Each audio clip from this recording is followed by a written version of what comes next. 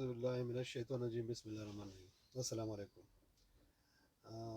یو څو خبرې چې دا کوم واقع په پیښور کې شوه ته پولیس چې سره چې کوم واقع شوه په دې کې یو څو خبرې کول غواړم تاسو ته حقیقت کې چې پولیس ډېر زیاتې کړې دي او زموږ ډېر مرګرو چې کوم دي نو ویډیوز جوړ کړو پولیس ته کنځل کوي که نه څوک وایي زه د تعظم د تا کالې مورا شو دا چل دی هغه چل نو اول خو خیر پولیس ډېر مطلب دا دی چې دله داسې چل نو پکار لکه چې دله جامې لرې کړې او بې عزته یې کړه دا نو پکار بالکل غلط کار شوی دی خو تاسو د دې واقعې ابتدا ته وګورئ چې دې کې څه چل شوی اول خو دا شرابي دی ټیک شو او زمونږ خلک چې کوم دی نو پته نه لګي د شراب او دې ته څه شي نه ښکاري ځکه چې یو ملګري ویډیو کړی وي چې د شراب څښلو نشه کې و ځکه یې کنځل وکړه نو زه درته دا وایم تاسو ته زه دا وایم که یو سړی لکه د پښتو معاشره تاسو د پښتو معاشره ده که نه د پښتو په معاشره کې ته چاته کنځل وکړه ځه وګورئ که نه تاسو ګیر چاپېره خپله تاسو چاته کنځل وکړئ چې چل درسره کوي مونږ نه دي لیدلي دا څیزونه مونږ پښتانه نه یو ته چاته کنځل کولی شي په کنځلو خلک مرګ کوي مرګونه پې شوي دي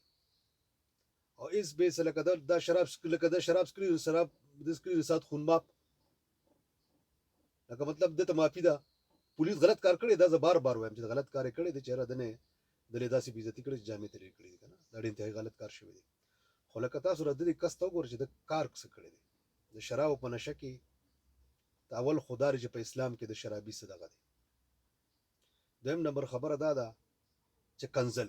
کنځل دا کوم کسان چې وایي چې دا ظلم شوی دی زه درته قسم خورم په خپل زړه کې تاسو سوچ کړئ تاسو ته څوک کنځل وکړي چې ته به څه نه کوې یاره که چې ته دغه نه سوړش د SHO نه شروع شي او تر دا اخر د پولیس ادا په رقم د چا مور پلار دي که نه یار اره د دومره حیثیت و لکه ولې د کنځل کول څه چل دی او تاسو وایئ چې راځئ احتجاج وکړو پلان کې څه چل شوی دی څه چل شوی دی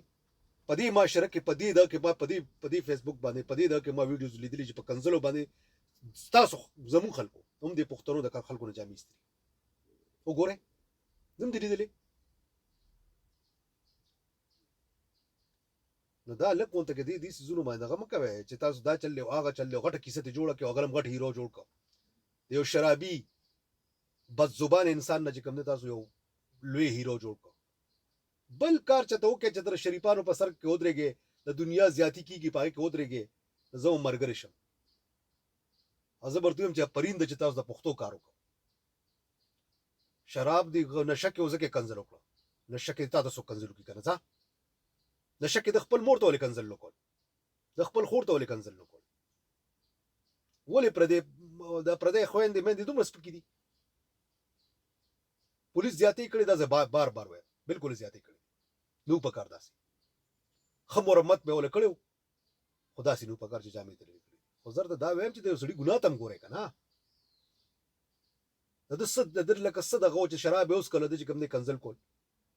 لکه شراب یې وڅکي په نشه کې نو خیر دی ما ترې څوک کنځل وکړي دغه شانتې او چې زه یې پېژنم او زما په دسترس کې نو هغه به ته انجام ووینې بیا نو داسې هر سړی په خپل کې سوچ وکړي چې ستا خور ته ستا مور ته ستاسو کور والا ته څوک کنځل وکړي نو ته به څه وې او ته به ورسره څه چل کې دا پولیس ګناهګار شو د سړیتوب کارونو کې دا څیزونه پرېږدی